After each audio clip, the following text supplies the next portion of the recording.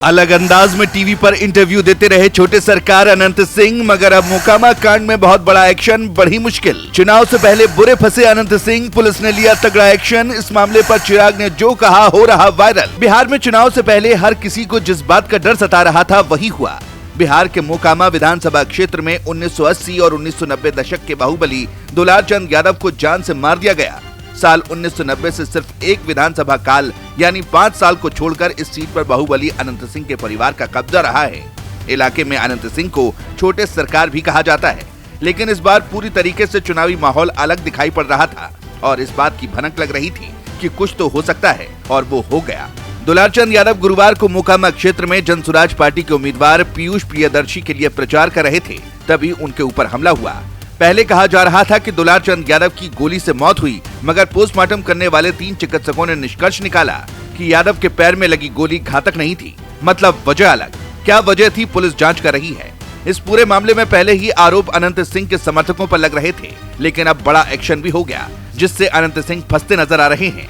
इस कांड के बाद उन्होंने पहले ही कहा था कि इसमें उनका कोई लेना देना नहीं है। आलोचना भी की थी, लेकिन बवाल बढ़ा तो पुलिस पर दबाव बढ़ा और पुलिस को FIR दर्ज करनी पड़ी। यही वजह है कि अनंत सिंह बहुत मुश्किल में फंस सकते हैं। चलिए बताते हैं क्या हुआ है। इस मामले में पुलिस ने 3 प्राथमिकी दर्ज की है और इसमें 2 लोगों को गिरफ्तार कर लिया है। वहीं स्थानीय नेता अनंत सिंह के साथ 4 लोगों को एक प्राथमिकी में आरोपी बनाया गया है। ये FIR मृतक के पोते की शिकायत के आधार पर दर्ज की गई है।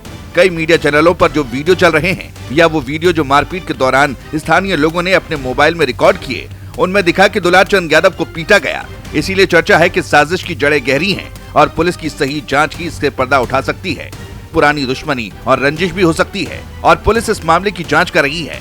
अनंत सिंह पर आरोप अगर साबित होते हैं तो उनको एक बार फिर जेल की हवा खानी पड़ सकती है। चुनाव से पहले पुलिस पर भी दबाव है, निष्पक्ष जांच की मांग की गई है।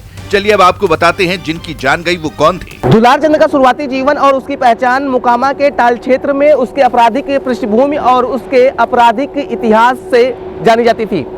80 और 90 की दशक की अगर बात करें तो जब बाहुबलियों का बोलबाला था, उस दौरान इस क्षेत्र में दुलार चंद यादव ने अपना एक छत्र राज्य स्थापित किया। उन पर जान लेने के प्रयास, रंगदारी और आर्म्स एक्ट सहित कई गंभीर आपराधिक मामले दर्ज थे।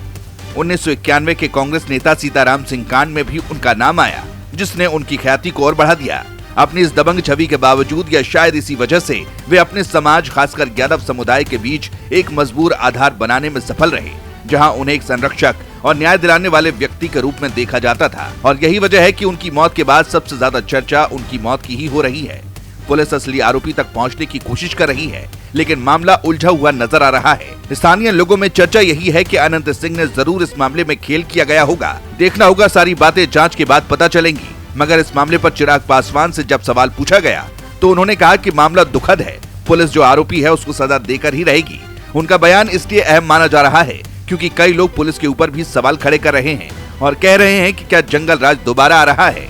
नव भारत के लिए आशीष शुक्ला की रिपोर्ट।